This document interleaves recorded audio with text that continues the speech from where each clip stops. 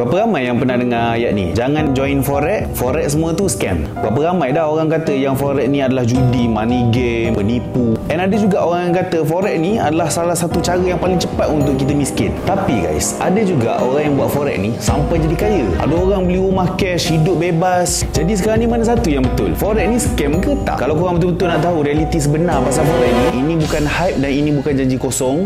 Ini adalah fakta yang paling ramai orang tak nak bagi tahu korang. Tengok video ni sampai habis guys.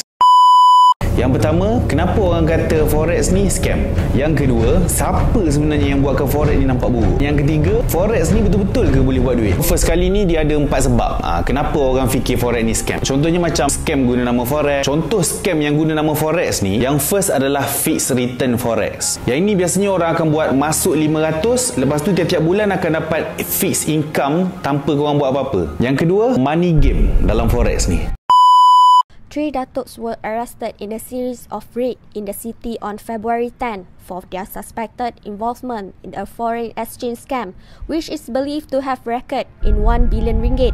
Korang join group, masuk modal, duduk diam, lepas tu leader tu lari. Korang dah masuk deposit, leader tu ambil deposit korang, dia buat lagi korang punya deposit. Masalahnya korang bukan deposit dalam akaun korang, korang deposit dalam akaun leader korang tu. Yang ketiga ni paling ramai orang tahu pasal robot forex. Yang robot forex ni janji 100% tau untuk korang grow korang punya akaun ni. Siap tunjuk screenshot profit besar-besar tau. Tapi hakikatnya lepas 2 bulan, akaun boleh MC macam tu je. Yang korang dengar tadi tu, itu bukan forex yang sebenar. Yang forex sebenar ni adalah kita trade sendiri, iaitu kita trade dengan cara kita analisis dan bukannya kita bagi duit dekat orang. Kalau orang ada bagi bentangkan plan untuk korang deposit, bagi duit dekat dia supaya dia dapat growkan korang punya akaun semua tu, better korang stay off daripada orang tersebut, sebab tu bukan forex.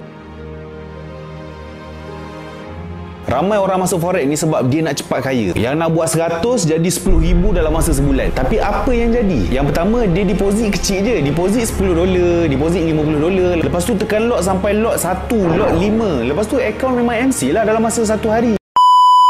Nah, apa yang kita dapat lihat, dia sambung kejatuhan dia. Dia punya first touch, sini dia punya second touch, first and second. Alright, gold buy now. Ya, itu dia tengah running. Sikit lagi, come on gold. Nombor 2 adalah kita percaya signal 100% tanpa kita faham pun analisis yang sebenar. Dia ibarat macam korang trade buta-buta. So bila korang rugi besar tu, korang akan rasa macam forex ni scam. Sekali korang loss tu, korang boleh loss banyak terus. Sama ada korang loss besar ataupun korang punya akaun tu terus MC. Akaun terus MC ni maksudnya akaun korang tu terus habis semualah, habis total. Jadi solution dia, kalau korang nak berjaya dalam forex ni, korang kena ada ilmu, korang kena ada strategi yang betul, dan korang kena ada mindset yang betul lah untuk korang grow lama dalam forex ni. Bukannya korang masuk hari ni nak flipkan akaun korang, lepas tu korang nak make a living macam tu je. Oh, senang hidup korang. Kalau aku tumbuk leher kau, mati kau ni kau. Kalau korang nak follow signal, kalau signal tu cantik, tak ada masalah. Macam aku pun, aku provide signal juga. Tapi atas korang kena manage korang punya trade tu. Jangan tekan lot besar, korang kena ikut risk management yang aku dah tetapkan tu. Jadi kalau korang masuk dengan mindset yang nak kaya cepat, 99% of the time korang akan koyak dan korang akan MC punya. So kalau korang nak berjaya dalam trading ni, korang kena anggap yang trading ni adalah bisnes. Sekarang ni aku nak tahu pula pendapat korang, yang forex ni scam ke tak? So cuba korang komen dekat ruangan komen di bawah ni. Aku nak baca apa pendapat korang.